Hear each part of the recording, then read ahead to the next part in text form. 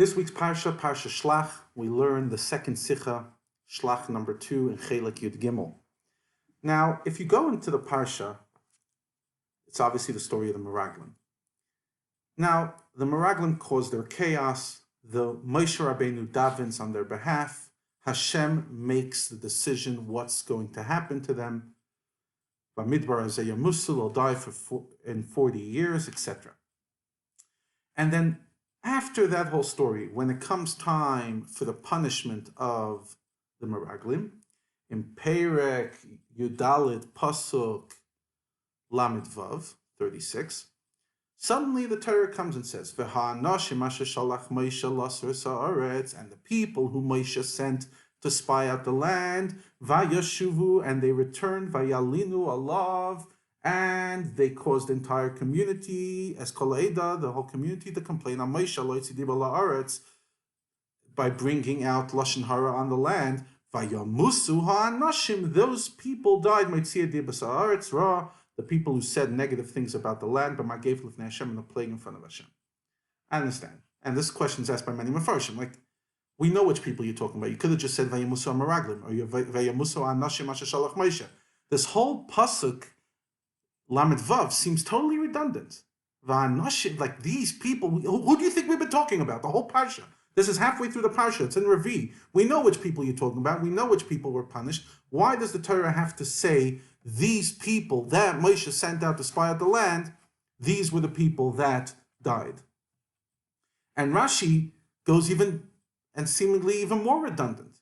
Vayashuvu vayalinu, they caused the Jews to complain, says Rashi. Uksheshavu mitur haaretz, when they returned from spying out the land, here imu alav es kol ha'eda b'tzeistima, they caused the whole community to gang up on him. Oisam anashim, those people vayamusu died. We get it. I mean, what exactly did you just tell us? We get the people who caused the chaos died. That's what the pasuk said. So what's Rashi's insight that we don't know yet? And then Rashi continues and says, whenever we say that they took and shared gossip, we're talking about chinuch dvarim, the way they prepare their words, that they grab a person the way to speak it. In other words, they sweeten the words. And there's different ways of saying it. Yeshna l'teva, yeshna l'ra. There's different ways of dictating words. Sometimes it's positive, sometimes it's negative. So yesh diba shiteva, there's good gossip, in other words, and there's negative gossip. What are you getting at? Rashi, what do you want? What are you trying to tell me? And the Rebbe in the Sicha, beautiful Sicha, interesting, it's the same Farbrengen as the other Sicha of Chelek Shlach Yud Gimel, and that is Parsha Shlach Tavshin Lamed Beis 1972. The Rebbe explains that fundamentally there were two oppositions going on. One opposition that the Meraglim were causing was ki chazaku mimenu, that the nations in Israel are stronger than HaKadosh Baruch Hu. They were rebelling against Hashem. And then there's a second thing, and is they were rebelling against Moshe Rabbeinu. It's two very different oppositions. Now, obviously, the bigger affront, the bigger crime is opposing HaKadosh Baruch Hu, and that's why the Meraglim were punished. But Rashi is focusing on a question that comes to each and every one of us. If Moshe Rabbeinu was able to postpone the punishment of Am Yisrael, that they all got to live to 60, and 60 is still a relatively full life, they got to see children and grandchildren, and people only died at their 60th birthday, he was able to accomplish that for the entire Jewish nation. Why couldn't he accomplish for the 10 Meraglim some postponement of their punishment as well? According to Pshutei Shel Mikra, at least it seems that they died immediately. According to some other Mefarshim, it took a little longer, but not a consequential amount of time. They didn't get their life lengthened. The question is, why didn't Hashem accept Moshe's prayer to save the Meraglim as well? And that's what Rashi is coming and telling us. Hirimu alav. They complained against him. In other words, what this pasuk is coming telling you, vayashuvu vayalinu alav, the pasuk and Rashi, they're focusing on the fact that this time the complaint was against Moshe Rabbeinu. Till now we were talking about how the complaint is against Hashem. And that's why they're punished. And that's the whole sequence of the story. But now we're explaining why Vayamuso Anashim in next pasuk. Why are these people dying so quickly? Because Vayashivu Vayalinu Alav.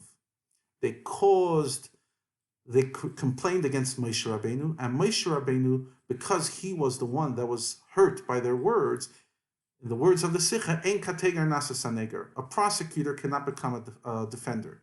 In other words, because their attack was on him, Moshe Rabbeinu's power to save them from immediate punishment was weakened. So in other words, this explains the reason why the Meraglim were punished so quickly versus all Am Yisrael, even though technically we find that they argued on Moshe, but that was just a side point. Their main issue, in other words, they were venting. And when they vented, they said, Moshe Rabbeinu, why did you take us out, etc. But their real anger and venting was not against Moshe Rabbeinu, it was against HaKadosh Baruch Hu. And Moshe Rabbeinu was able to annul that decree. Interesting, the Rebbe says in the Ha'ara, a few times he references it, but specifically in footnote 24, the Rebbe goes back to the first Rashi in the Parsha. The first Rashi in the Parsha explains why the story of the Meraglim follows the end of Ba'aleischa, which is the story of Miriam. Miriam's Lashon Hara about Moshe Rabbeinu, that she spoke about Moshe separating from his wife Tzipora, etc. What does Rashi say? Lama nismacha Parshas Meraglim, the Parshas Miriam. Why does the story of the Meraglim come close to Parshas Miriam? Lefi, because shelaksa lisediba, she was punished on gossip, and it wasn't even negative gossip. She wasn't, saying bad things about Moshe. She was saying the truth. But shedibra b'achia, she spoke against her brother because she misunderstood his reasoning for leaving Tzipora, which was something that Kadosh Baruch Hu agreed with. Urishaim halalu, and these Rishaim ra'u v'loi lakhu musar. These Rishaim, in other words, these Meraglim, the story that follows immediately after, and the Mamish followed immediately after, because the story with Miriam finishes on Chav Ches Sivan, and this story happens Chav Tes Sivan, the following day. They didn't learn the lesson. Which lesson didn't they learn? Not only the lesson about Lashon Hara. They didn't learn the lesson about starting up with Moshe Rabbeinu. They didn't learn the lesson that you don't start with Moshe Rabbeinu when he does something. And therefore, Rashi offers a deeper insight into the fact that they were punished. Comes the Rebbe in Sif Vav and says, if we're here to just explain, if this pasuk was just to tell us that their complaint was against Moshe Rabbeinu and not to explain why they died, because we know why they died, they fought against the Kadosh Baruch Hu, this only explains why they died immediately. So why do we have to mention in this pasuk the sin that caused them to die? That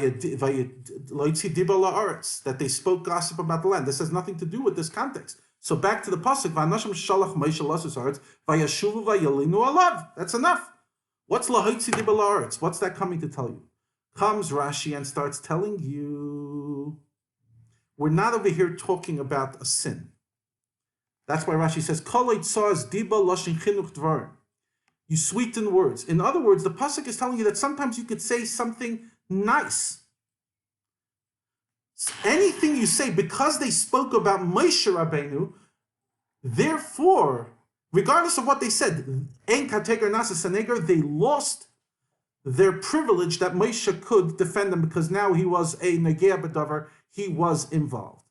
Comes the Rebbe in Isayin and says, Moshe is in each generation. Over here we see how Moshe Rabbeinu's tefillah was able to be payil, was able to accomplish that the Jewish people were all saved thanks to his prayer.